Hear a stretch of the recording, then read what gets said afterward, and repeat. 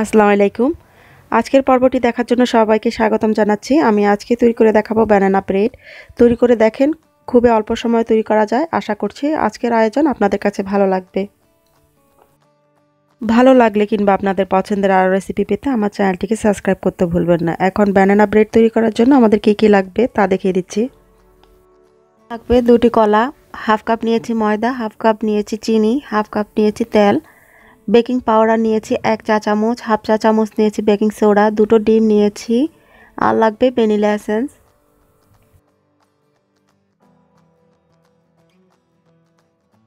এখন আমি বাটিতে ময়দা, বেকিং পাউডার, বেকিং সোডা দিয়ে দিচ্ছি, লবণ, এগুলোকে দিয়ে চেলে নিব।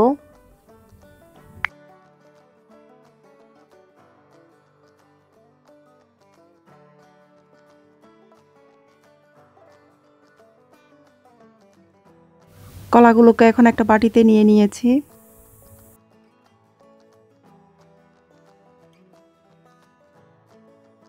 এখন এতে দিয়ে দিচ্ছি, আমি ডিমগুলোকে একটা আলাদা বাটিতে ভেঙে নিয়ে দিয়ে দিচ্ছি তেল, দিয়ে দিব চিনি।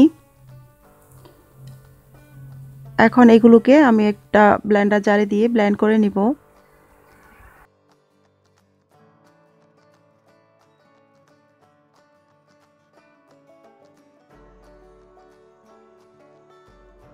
ব্লেন্ড করা হয়ে গেলে এখন আমি একটা মিক্সিং বোলে নিয়ে নিচ্ছি, আর ময়দা, বেকিং পাউডার এগুলোকে আমি চেলে নিয়েছি।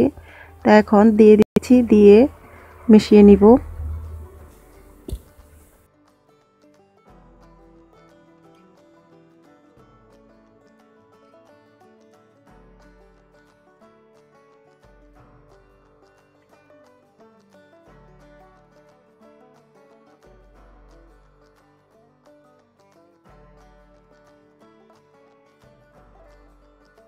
এখন এতে দিয়ে দিচ্ছি ভ্যানিলা এসেন্স।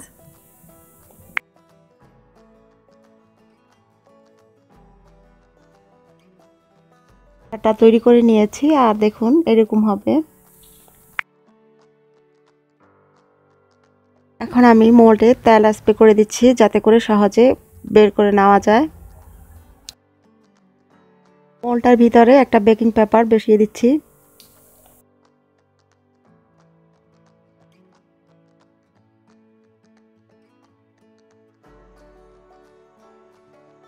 দিয়ে এখন আমি ব্যাটারটা দিয়ে দিচ্ছি।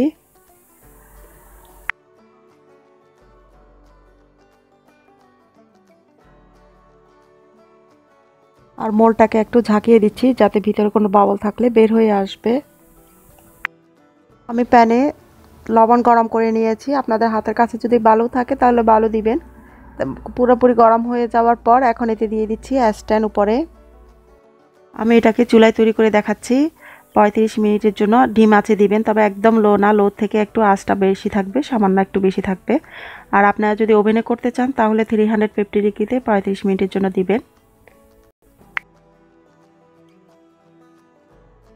এখন আমি ঢাকনা দিয়ে ঢেকে দিয়েছি, আর ঢাকনাতে যদি কোনো ছিদ্র থাকে সেটাকেও বন্ধ করে দিতে হবে।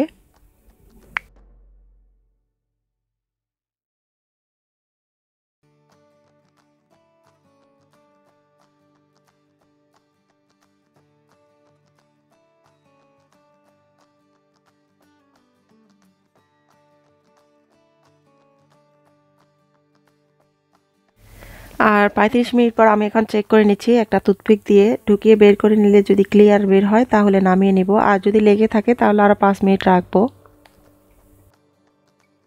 তো এখন এটা ক্লিয়ার বের হয়েছে, এটা হয়ে গেছে, নামিয়ে নিচ্ছি।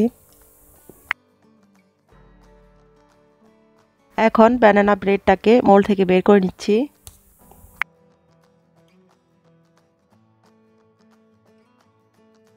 বেকিং পেপারটাকে এখন সরিয়ে নিচ্ছি।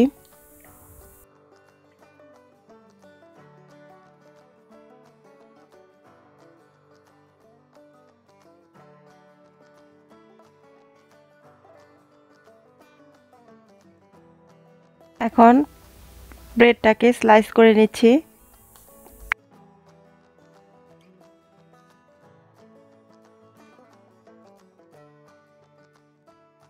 তৈরি করে নিলাম, আশা করছি আপনাদের কাছে ভালো লাগবে।